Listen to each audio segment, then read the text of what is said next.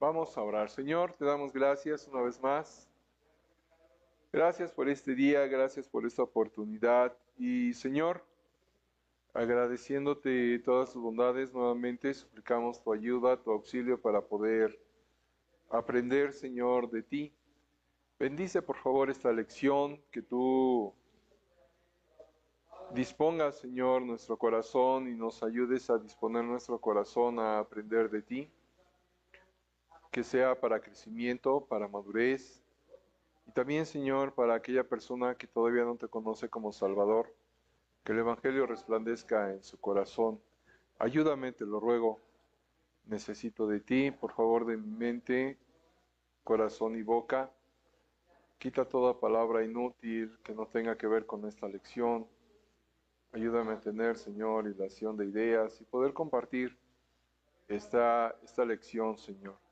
Úsala, pues, para, para que te conozcamos un poquito más. Bendice, toma control, que sea tu Espíritu Santo con nosotros. En Cristo Jesús lo rogamos. Amén. Y amén. Puede tomar asiento, gracias. Muchas gracias. Pues estamos en Lucas 11 y estamos en el versículo 42. Estamos en estas palabras del Señor, cuando está dirigiéndose a los fariseos en particular. En esta escena, en este pasaje, el Señor está como invitado en una casa de un fariseo, y ante el pensamiento de este hombre, en el 38 lo vemos, el fariseo cuando lo vio se extrañó de que no se hubiese lavado antes de comer. Esto conforme a los ritos, conforme a la religión de los judíos. Entonces, por supuesto, el Señor, conociendo los pensamientos de todos los hombres y sabiendo lo que este fariseo está pensando, pues es de donde provienen estas líneas que en particular vimos el primer ay en el versículo 42, donde dice más: ay de vosotros, fariseos, que diezmáis la mente y la ruda y toda hortaliza, y pasáis por alto la justicia y el amor de Dios. Esto os era necesario hacer sin dejar aquello. Continuamos entonces en el 43 y 44, donde dice: ay de vosotros, fariseos, que amáis las primeras sillas en las sinagogas y las salutaciones en las plazas. Ay de vosotros, escribas y fariseos, hipócritas, que sois como sepulcros que no se ven, y los hombres que andan de encima no lo saben. Por supuesto, el Señor está acusando el sistema religioso y lo que esto provoca. Valores falsos, específicamente, valores falsos. Él no estaba diciendo, hablando del primer ay, él no estaba diciendo que era malo separar el diezmo para Dios. El error era que dejaban de hacer el amor, la justicia, de practicar el amor y la justicia. Y es que dar nuestros bienes materiales no nos convierte en un cristiano. El diezmar no nos convierte en cristiano. Siendo cristiano debemos de diezmar, pero diezmar no nos convierte en cristiano. Es siendo cristianos, siendo hijos de Dios y permitiendo que el amor de Dios inflame nuestro corazón, pues de propia voluntad nosotros vamos a contribuir voluntariamente a la obra de Dios. Y eso en nuestras fuerzas y aún más allá de nuestras fuerzas. Ante estos hay que el Señor les lanza, si se puede decir así, a los fariseos. En el versículo 45 dice así: respondiendo, uno de los intérpretes de la ley le dijo: maestro, cuando dices esto también nos afrentas a nosotros. Muy digno esta persona, un intérprete de la ley. Se levanta y dice: ¿por qué dices eso? Nos estás afrentando a nosotros, no nada más a los fariseos. Y como si el Señor no tuviera para todos, ¿verdad? En el 46, dice así: y él dijo: ay de vosotros también, intérpretes de la ley, porque cargáis a los hombres con cargas que no pueden llevar, pero vosotros ni aun con un dedo las tocáis. Ay de vosotros que edificáis los sepulcros de los profetas, a quienes mataron vuestros padres. De modo que sois testigos y consentidores de los hechos de vuestros padres, porque a la verdad ellos los mataron, y vosotros edificáis sus sepulcros. Por eso la sabiduría de Dios también dijo, les enviaré profetas y apóstoles, y de ellos a unos matarán y a otros perseguirán, para que se demande de esta generación la sangre de todos los profetas que se ha derramado desde la fundación del mundo, desde la sangre de Abel hasta la sangre de Zacarías, que murió entre el altar y el templo. Sí, os digo, que será demandada de esta generación. Ay de vosotros, intérpretes de la ley, porque habéis quitado la llave de la ciencia. Vosotros mismos no entrasteis, y a los que entraban se lo impedisteis. Aquí el Señor, pues, es bastante claro en el sentido de que acusa todo sistema religioso. No nada más está acusando, denunciando y exhibiendo el sistema religioso que empapó a los judíos en aquel tiempo. Y es muy interesante el final de este versículo 52, donde dice que vosotros mismos no entrasteis, y a los que entraban se lo impedisteis. Aquí está haciendo referencia que cuando dice quitando la llave de la ciencia, está hablando del conocimiento de Dios. Y está acusando de aquellas personas que tienen una intención de conocer a Dios, pues el mismo sistema religioso se los impidió.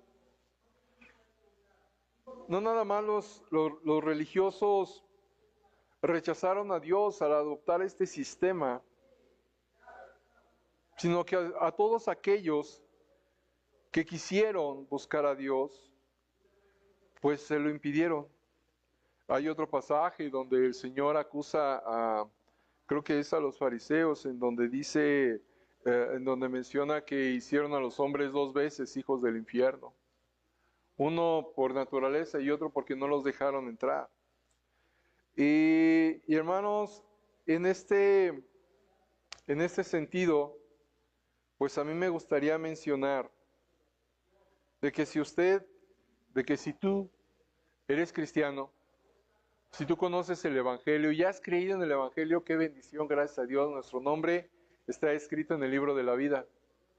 Pero si nosotros no estamos compartiendo el Evangelio, una vez más lo repito, nos estamos poniendo en la posición de aquellos que Jesús, de aquellos que el Señor está denunciando, está exhibiendo, en donde nosotros, al no compartir el Evangelio, pues estamos dejando que aquellos que no lo conocen y a consecuencia de sus pecados merecen e irán al infierno si no creen en Cristo. Si nosotros no compartimos el Evangelio, los estamos haciendo 2 veces hijos del infierno, 2 veces hijos del diablo. Y esto es para entender nuestra responsabilidad de que debemos de compartir el Evangelio, de que debemos de hablar a los demás de Cristo, de que debemos de decirles que hay un día de juicio que se va a cumplir. Y si ellos no se arrepienten y creen en Jesús, pues llegarán al infierno. Debemos de estar conscientes de nuestra responsabilidad.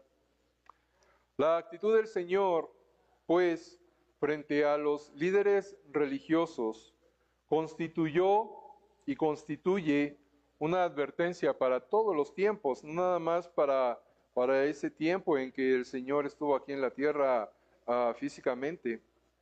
Las personas recurrieron a ellos como intérpretes de la verdad, recurrieron a los líderes religiosos, pero ellos colocaron el énfasis sobre las cosas materiales antes que en el propósito espiritual para el cual deberían de ser usadas las Escrituras. Y ellos mismos, los religiosos, no estaban llevando una vida acorde con las Sagradas Escrituras. Y desgraciadamente, lamentablemente, el mayor obstáculo para la causa de Cristo hoy, para que el Evangelio se extienda, es el creyente que profesa exteriormente creencias que no corresponden con la vida interior.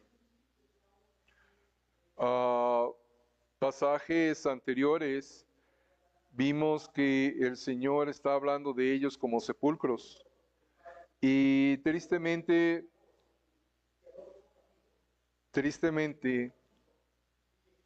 creo que nosotros nos estamos ubicando en ese lugar, al ser sepulcros blanqueados, como el Señor acusa a los fariseos, de que por fuera muy vistosos, por fuera muy religiosos, por fuera con mucho adorno, pero por dentro no tenemos ni mantenemos una comunión con Dios. Cuando nosotros nos acercamos a la Biblia y comenzamos a leer, cuando el Señor expresa las acusaciones hacia los religiosos, cuando exclama estos hay, pues debemos nosotros de concientizar que lo más seguro es que también nosotros nos estamos ubicando en ese lugar. Y debe de servir para examinarnos, debe de servir para ser sinceros con nosotros mismos, no engañarnos, y delante de Dios reconocer nuestra posición y nuestra condición delante de Dios. En el 53, y para concluir el capítulo, dice, diciéndoles él estas cosas, los escribas y los fariseos comenzaron a estrecharle en gran manera y a provocarle a que hablase de muchas cosas. Uno pudiera, si leemos este versículo de manera aislada, podríamos pensar, pues qué bueno, los fariseos y los intérpretes se están animando y quieren escuchar al Señor. Se están animando y le están diciendo, dinos más, queremos aprender más. Si lo leyésemos de manera aislada. Pero en el 54 vemos acechándole y procurando cazar alguna palabra de su boca para acusarle. Y aquí vemos que va, diciéndolo de esta forma, va creciendo ese rechazo por parte de los religiosos, en donde llegó el instante en que se conjugó todo ese complot, todo ese plan para prender al Señor y llevarle a la muerte, por supuesto bajo el control de Dios y para que se cumpliese su propósito. Pero él utilizó esta animadversión por parte de los fariseos, por parte de los religiosos, en donde llegó el instante en que ellos ya no pudieron sufrir más las acusaciones del Señor y buscaron prenderle, como dice aquí, cazar alguna palabra de su boca para acusarle.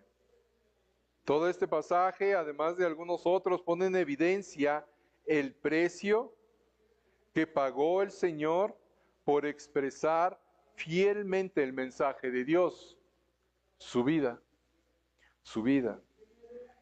Y nosotros estaríamos dispuestos a pagar ese precio también,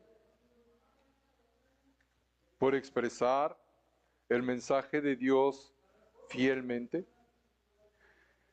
Llegamos al capítulo 12 y continuamos presenciando el ministerio y las actividades del Señor. En este pasaje, en este capítulo, espero llegar a estas líneas. Vamos a leer, versículo 1. Dice, en esto, juntándose por millares la multitud, tanto que unos a otros se atropellaban, comenzó a decir a sus discípulos primeramente, guardaos de la levadura de los fariseos, que es la hipocresía. Nuevamente el Señor expone esta hipocresía por parte de los religiosos. Y este es el periodo en que el ministerio del Señor alcanza su máxima repercusión. Le seguían grandes multitudes, como estamos leyendo, juntándose por millares la multitud, dice el versículo 1. Le seguían mucha gente, hermanos, mucha gente. El Señor realizaba muchos milagros. Literalmente abrió los ojos a miles de ciegos. Muchos lisiados pudieron caminar, muchos mudos pudieron hablar.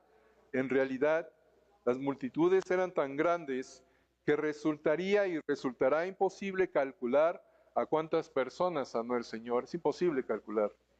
Se llega incluso a pensar que la cantidad de gente ponía en peligro su propia seguridad, oprimiendo peligrosamente a muchos otros de la gente que se juntaba alrededor del Señor. Mas sobre de esto, vemos una advertencia del Señor para sus discípulos, en donde dice, guardaos de la levadura de los fariseos, que es la hipocresía. La levadura representa en realidad el principio del mal, y la levadura de los fariseos consistía en la hipocresía. Podría decirse incluso que la levadura representa, representando la maldad, pues abunda mucho en la actualidad, mucho.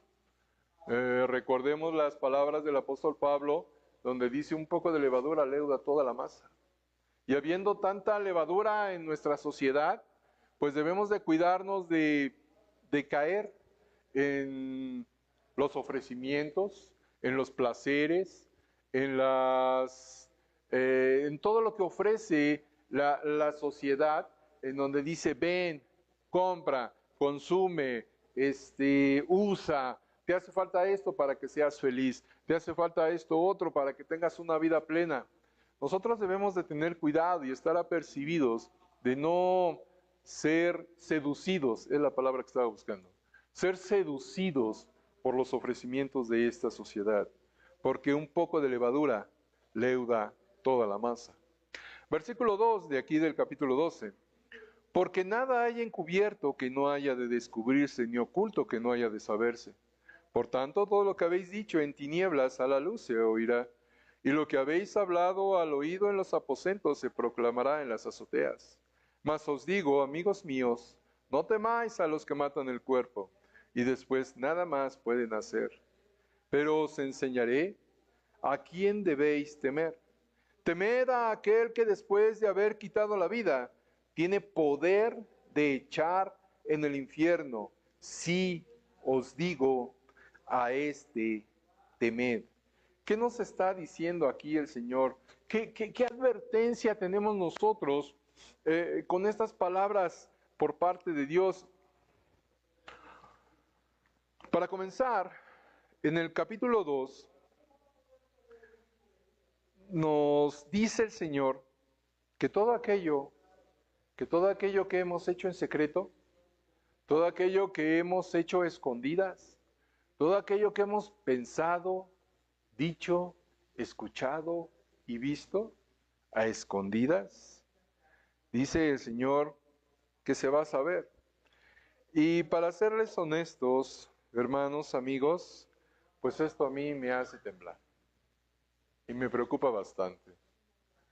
Esos pecados en lo oculto, pues lo conveniente ante estas líneas, lo conveniente es que nosotros nos pongamos en orden con Dios. En una serie de predicaciones hace tiempo que Pastor Clint estuvo exponiendo, algo que mencionaba continuamente, hablando del juicio de Dios, él hablaba de que el juicio de Dios, seguramente todavía utiliza esta ilustración, es como una roca, una gran roca, que a su paso va aplastando y destruyendo todo lo que hay en su camino. Y es tal su peso y su magnitud de esta gran roca, que todo por donde pasa esta roca no queda nada, todo queda pulverizado, todo queda desmenuzado. Y esta roca va avanzando lentamente, pero de seguro va a llegar a donde tiene que llegar. Él utiliza esta ilustración para hablar del juicio de Dios. Si nosotros, y cómo me pesó a mí, si nosotros no nos ponemos en orden con Dios, si nosotros no nos reconciliamos con Dios, este juicio lento, muy lento, pero va a llegar a nuestra vida. Ante esta situación, el Señor utiliza estas palabras que menciona en el 4 y 5.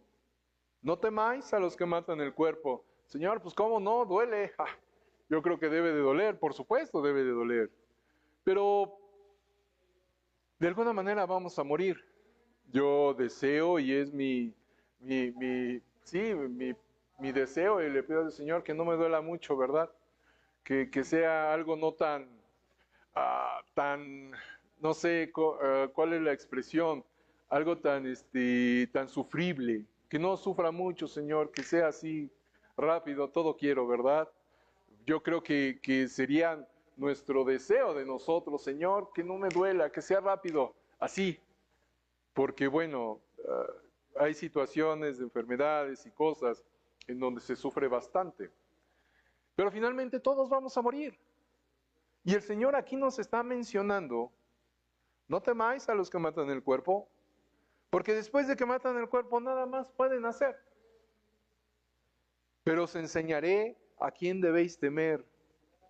Temed a aquel que después de haber quitado la vida, ¿y quién es aquel que quita la vida, sino el que la da? El Señor, Dios. Sigue diciendo aquí el Señor, tiene poder de echar en el infierno. Sí os digo, a este temed. Esa frasecita, sí os digo, a este temed, es una confirmación de esta verdad que el Señor está expresando. Por si no fuera suficiente, el hecho de que el Señor menciona estas palabras de que tiene poder de echar en el infierno, todavía vuelve a marcar y a decir, sí os digo, a este temed, a este temed. Usted debe de tener miedo, debe de tener pavor de llegar al infierno. Fue lo que a mí me movió ir a Cristo y pedirle perdón, arrepentirme de mi maldad y pedirle que me dé ese obsequio, que me dio el obsequio de la vida eterna. En Apocalipsis, versículo 20. En Apocalipsis 20, quiero yo mencionar este versículo al respecto de la lectura de Lucas. Dice capítulo 20, versículo 11, para tomar la escena. Dice en el capítulo 11, versículo 11 del capítulo 20, y vi un gran trono blanco, y al que estaba sentado en él, de delante del cual huyeron la tierra y el cielo, y ningún lugar se encontró para ellos. Dice aquí gran trono blanco. A lo mejor su Biblia tiene ahí un pequeño título que dice el juicio del gran trono blanco. Este juicio, este evento, es donde el Señor está en su trono y hablando y diciendo aquí gran trono, por supuesto está refiriéndose a majestad, grandioso, grande, poder, autoridad y gran trono blanco, y el que estaba sentado en él. ¿Quién está en él? Dios, el Señor. Y dice, de delante del cual huyeron la tierra y el cielo, y ningún lugar se encontró para ellos. Y vi a los muertos, grandes y pequeños, de pie ante Dios. Esa es la visión que tiene el apóstol Juan. Está viendo el trono, está viendo al juez, y luego delante de este trono están los muertos, grandes y pequeños, de pie ante Dios. Y los libros fueron abiertos, y otro libro fue abierto, el cual es el libro de la vida. Y fueron juzgados los muertos por las cosas que estaban escritas en los libros, según sus obras. Yo creo que este estas líneas pudieran utilizar a las personas que creen que por sus obras van a alcanzar salvación. De hecho, en más de una ocasión, al leer este versículo testificando, personas me han dicho, ahí está, vamos a ser juzgados por nuestras obras. Nada más que yo quisiera saber si sus obras buenas son suficientes para alcanzar salvación. Por supuesto que no. Por supuesto que no, no son suficientes. 13. Y el mar entregó los muertos que había en él, y la muerte y el Hades entregaron los muertos que había en ellos, y fueron juzgados cada uno según sus obras. Miren, cada línea que leemos al respecto del juicio de Dios debe de hacernos temblar. Porque si nosotros, o de hecho, nosotros siendo juzgados según nuestras obras, ¿quién puede ser hallado inocente? ¿Quién? Nadie en lo absoluto. Nadie puede ser hallado inocente. De tal forma que se aplica la sentencia, y esta sentencia es para ti, amigo mío, que no entiendes, que no quieres creer, que no quieres darte cuenta de tu condición delante de Dios. Versículo 14, y la muerte y el Hades fueron lanzados al lago de fuego. Esa es la muerte segunda. 15, y el que no se halló inscrito en el libro de la vida fue lanzado al lago de fuego. Fue lanzado al lago de fuego. Es terrible esta situación. Es espantosa. De que si usted sigue rechazando a Cristo, si usted sigue rechazando al Señor, si tú, amigo mío, sigues diciéndole no a Cristo, tu destino es el lago de fuego. Dios, no es porque Dios es malo, es porque Dios es justo. Porque tu maldad merece el infierno. De ahí que el Señor aquí en Lucas 12 dice, sí os digo, a este temed, a este temed. Tú debes de tener miedo, debes de estar espantado por la realidad del infierno, porque el infierno es real. Muchas personas se jactan, se burlan del infierno. Yo fui uno de ellos. Yo fui uno de ellos, burlándome del infierno. Es más, deseando ir al infierno con mis amigos. Yo lo pensé así. Mas gracias a Dios que Él extendió su misericordia y me dio la oportunidad de darme cuenta de mi condición. La única solución no es una opción, es la única solución, es Cristo, es el Señor. Él es quien nos perdona, Él es quien nos da vida eterna. Por eso Juan 3:16 dice, porque de tal manera amó Dios al mundo, que ha dado a su Hijo unigénito, para que todo aquel que en Él cree no se pierda, mas tenga vida eterna. Y nos acercamos, hermanos, amigos, a una preciosa fecha, la Navidad. Si antes me gustaba la Navidad por muchas razones, gracias a Dios, a mí me encanta la Navidad. Cristo vino, cumplió su promesa, cumplió sus promesas, las profecías fueron cumplidas. Pero de igual forma, como las profecías fueron cumplidas en el nacimiento de Cristo, de igual forma se van a cumplir sus profecías con respecto al juicio. Y si tú no vienes a Cristo, tú terminarás en el infierno por la eternidad y hasta la eternidad. ¿Qué tengo que hacer? Creer en Cristo, arrepentirte. Dice en Romanos capítulo 10, versículo 9, porque con el corazón, que si confesares con tu boca que Jesús es el Señor, y creyeres en tu corazón que Dios le levantó de los muertos, serás salvo. Porque con el corazón se cree para justicia, pero con la boca se confiesa para salvación. Aquí mismo en Apocalipsis, donde leímos el pasaje del juicio del gran trono blanco, aquí el Señor Jesucristo hace una invitación en el capítulo 3, versículo 19. El Señor Jesús dice, yo reprendo y castigo a todos los que amo, sé pues celoso y arrepiéntete, arrepiéntete. El amor de Dios debe de movernos a un arrepentimiento y a venir a Él. En el versículo 20 el Señor dice, he aquí yo estoy a la puerta y llamo. Si alguno oye mi voz y abre la puerta, entraré a Él y cenaré con Él y Él conmigo. Ven a Cristo.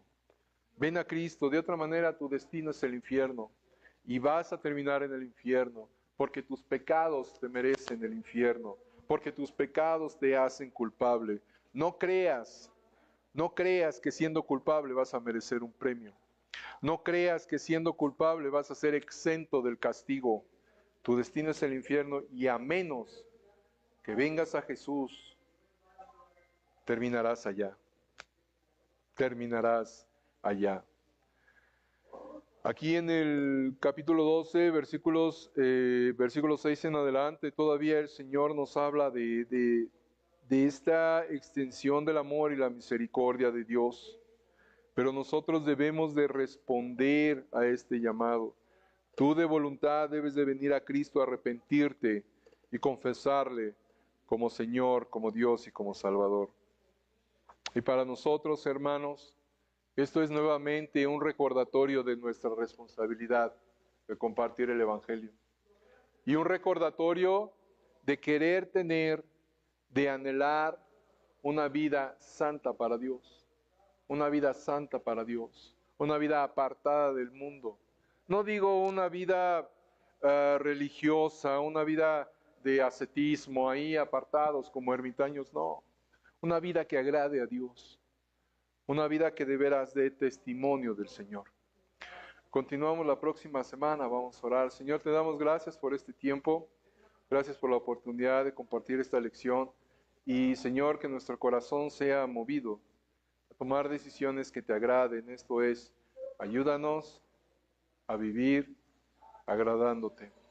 Y aquella persona que todavía no te conoce como Salvador, que se dé cuenta de su condición, que si no viene a ti, Señor, terminará en el infierno por la eternidad. Haz tú la obra que ningún poder humano puede. Bendice el tiempo que sigue. Gracias por la paciencia de cada oyente. En el nombre de Jesús. Amén.